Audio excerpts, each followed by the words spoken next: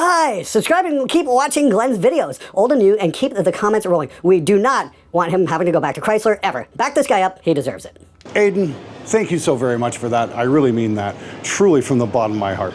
I hope you guys enjoy the episode.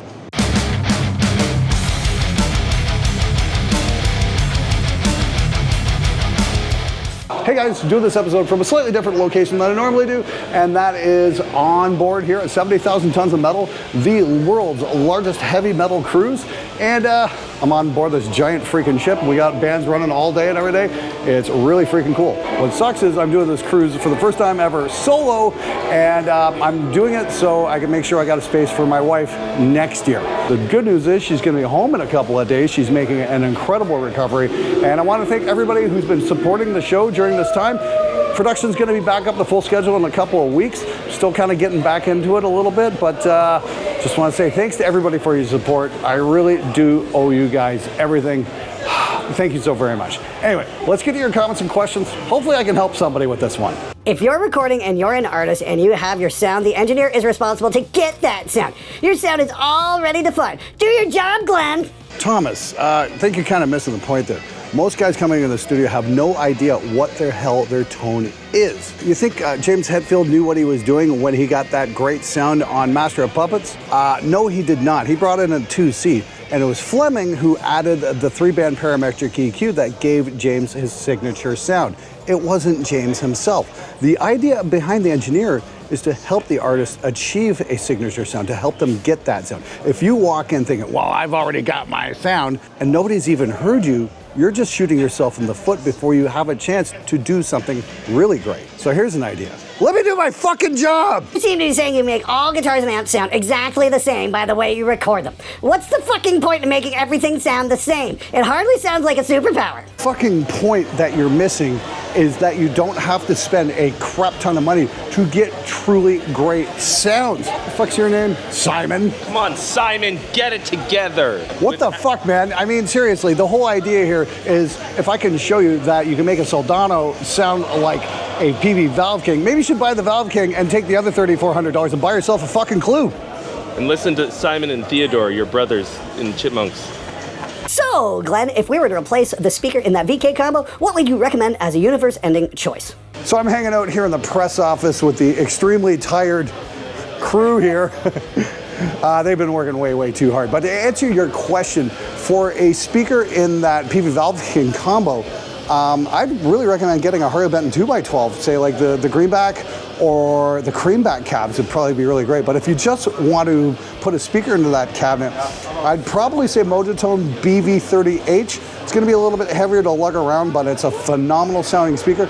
Also, Hesu Demon is one of my choices as well. And I just heard about the new Christian Cola Carnivore speaker. Definitely going to want to check that one out at some point. Hopefully it's going to wind up on the show sooner rather than later, we'll see. But I just want to give a great big middle finger to Christian and Eminence for making a speaker with him instead of me. I'm a professional chaplain, I'm in the Navy, and I work with U.S. Marines currently. About the anger management, Glenn is 100% correct. Every single word. Listen to him about that, if not anything else. Glenn, I know you aren't religious, but I'm always open to listen to you if you need to vent to an anonymous source in this dark time. Stay metal, man. Thanks, man. I really appreciate that. You know, that comment there kind of inspired me. I think I'm actually going to do a video dedicated to managing anger and keeping control of your emotions and whatnot, because I think that's something a lot of us really don't learn how to do, and it's something that's integral to so many of us and our experience in life. And I found that if I can keep my anger under control, I'm going to have a much better time at enjoying my life rather just being pissed off about everything all the time, because that's no fun. Anyway, I do appreciate your kind words, and yeah, I'm not religious, but believe it or not, one of my best friends is actually a Seventh-day Adventist minister. I love busting his balls all the time, but we're still friends. You know, that's the thing. We can have a different outlook on life. We can have a different opinion on spirituality and the value of that, but we can still be friends as well. And that's the thing. Just because we see things differently doesn't mean we have to hate each other. And I really do appreciate your right again, man. Thanks so much for that. And I just want to say, I think what you do does have value in the sense that you are helping people who need it when they don't have anybody else to turn to. So good on you, man.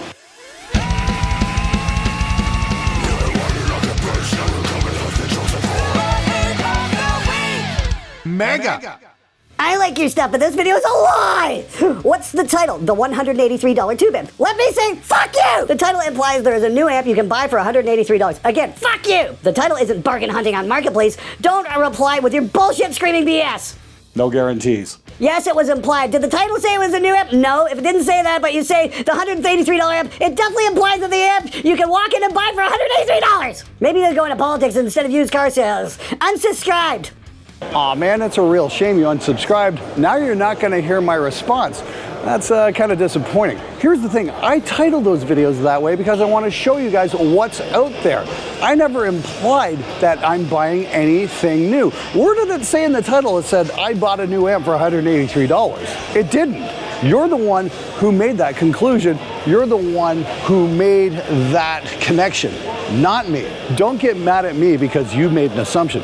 All you've got to do to get great results is just be willing to put a little bit of time in, do a little bit of research, and see what's out there. Because the truth is, you don't have to spend a lot of money to get amazing results from your tube amp. You just got to be willing to do a little bit of work.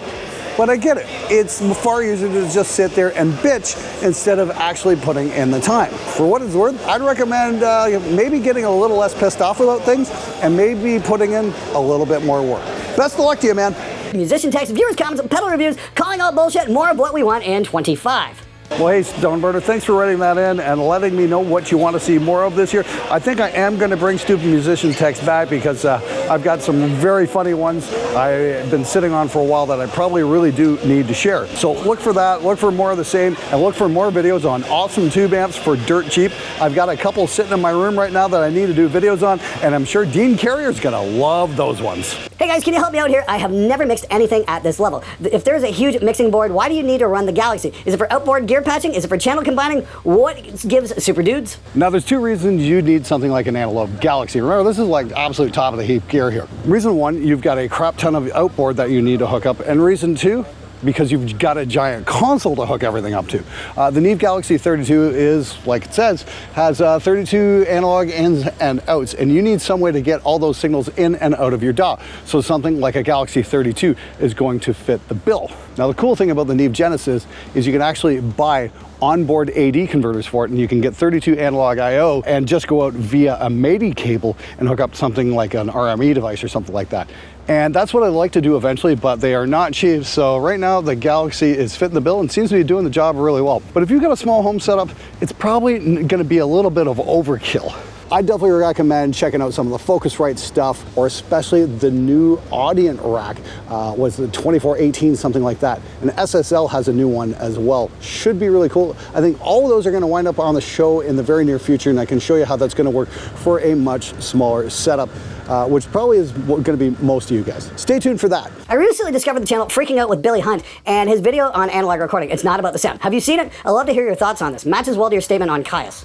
The channel you're referencing is actually Freaking Out with Billy Hume, and he's got about 690,000 views on that video. It's definitely not about the sound of analog, although that might be a component of it. He talks about more the experience, being able to take little mental breaks as you're tracking a song. It takes time to rewind a tape. It takes time to change tape and clean the heads and all that kind of stuff. And that gives us a chance to kind of take a little mental step back and reset. And actually it might be getting us better performances that way. Well, we know there's no undo button, but just having that little mental break, I think, makes a huge difference and just gives you time for a little breather. Whereas with digital, it's just instant rewind and you're always on. You don't get that little break. So I think he does have a really good point. I would tend to agree with what he said. And maybe that's something we should integrate into our own digital workflow, is that a little break every now and then. Go outside, get a breather, do what you gotta do, use the bathroom, have a drink, make a coffee, anything like that, just to keep you from being on all the time. Might be a great way to make better music. Good to see you starting back up, Glenn. I hope your wife's health is improving. I have two questions to throw at you. One, as someone who is diving headfirst into physical gear, getting multiple amp heads and cabs, do you have any suggestions or tips for space management and routing options for swapping heads and cabs without pulling things out and rewiring? Two, thoughts on new Tonex cabinet. Flat response speakers with built-in IR selector. Seems pretty interesting, especially for someone like me who wants all the tones but is running out of room for cabinets. Oh man, this is a problem I never thought I was gonna have, and that's having too many cabinets in the studio. I think I've got something like 14 4x12s and 6 2x12s or something like that, I'm definitely out of space. Half of my gear is sitting in my house right now because I don't have any room for it. But I think the tool you want is something called an amp Pete. It's not cheap, but Henning Pauly's got one that allows them to switch out amp heads and cabinets and get great results without having to repatch everything. If you've got a large collection of amps, it's definitely worth the investment. I've also got a smaller model from KHE Audio, which will allow me to switch out 2 cabs and multiple amp heads, and I'm probably going to install that in my new studio whenever I get that built. I think it's a killer piece of gear, but right now I just don't have the space to run it. Might be worth taking a look at that as well. And as for the Tonex cabinet, haven't tried it. All my friends really think it's killer. I think that's a great idea, being able to swap things out on the fly when you're playing live might be really cool. That way you get all the tones and get definite variances in sound via cabinet. I think that's a really cool idea. Hopefully we're going to get that on the show real soon.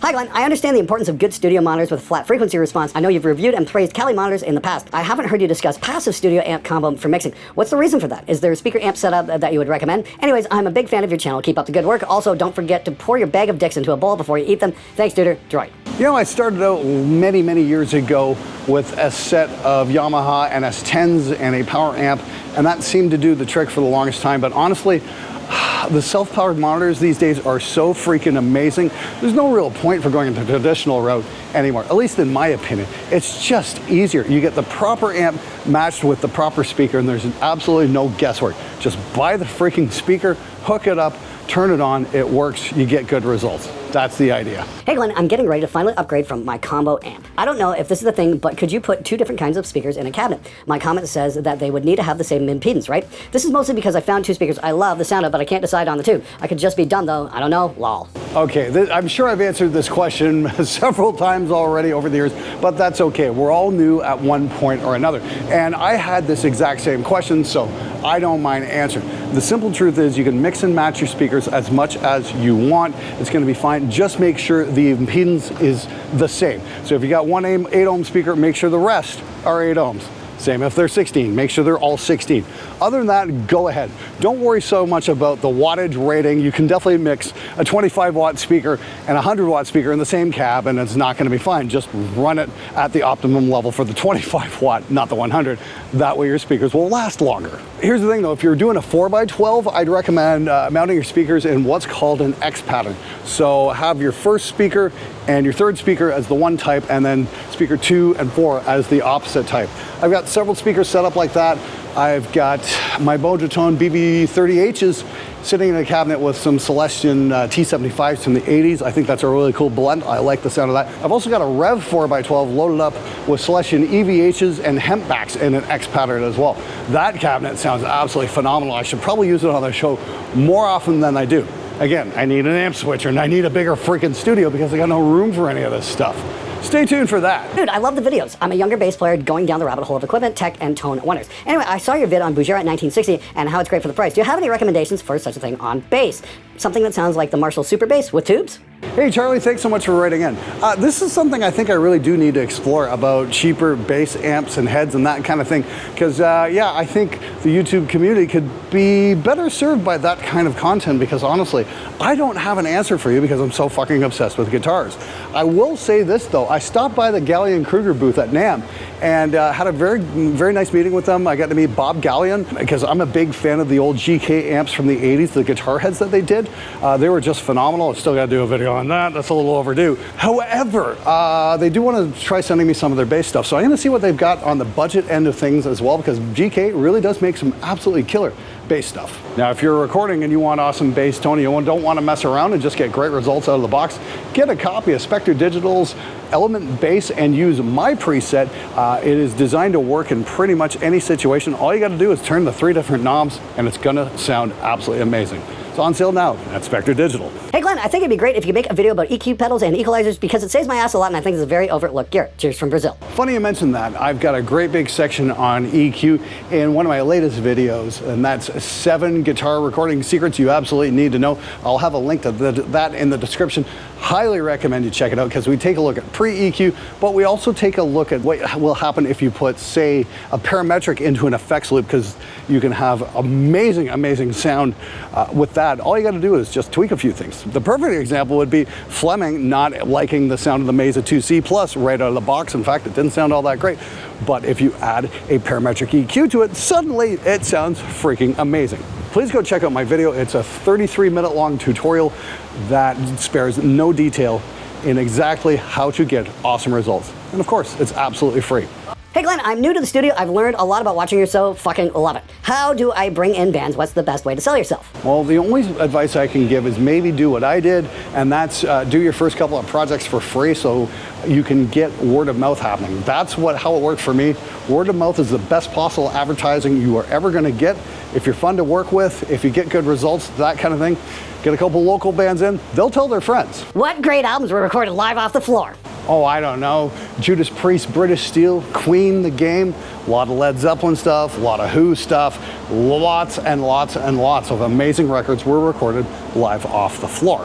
Hell, the first several Van Halen albums were all live off the floor. Well, mostly live anyway. Van Halen would go into the studio for a couple days, bang out the record, and then they'd have to sit there for 2 weeks while they tried to get a usable take out of David Lee Roth. Amazing frontman, not necessarily the greatest singer, but hey, it wound up making some amazing records in the process. Of course, these days it's easier said than done with real estate prices being what they are. Myself, I am on the search to build a bigger studio. Finding a spot that's big enough and affordable enough turned out to be a bit more difficult than I originally hoped, but hey, we'll see what happens this year. Fingers crossed, hopefully we're gonna make it happen. And because I definitely really wanna make some albums live off the floor. I think it's something that needs to be brought back because once again, we gotta remember, we're making art, not math. All right, guys, that's it for me from 70,000 Tons of Metal, the world's most awesome heavy metal cruise.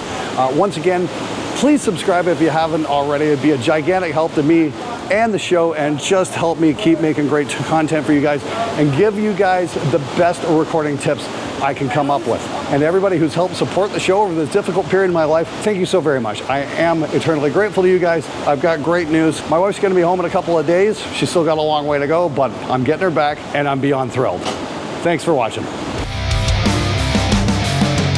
Oh man, it's a real shame you're not something like a gigantic about now the cool thing about the Galaxy. Fuck. I don't know if this is the thing, but could you put I don't know if this is the thing. Could you?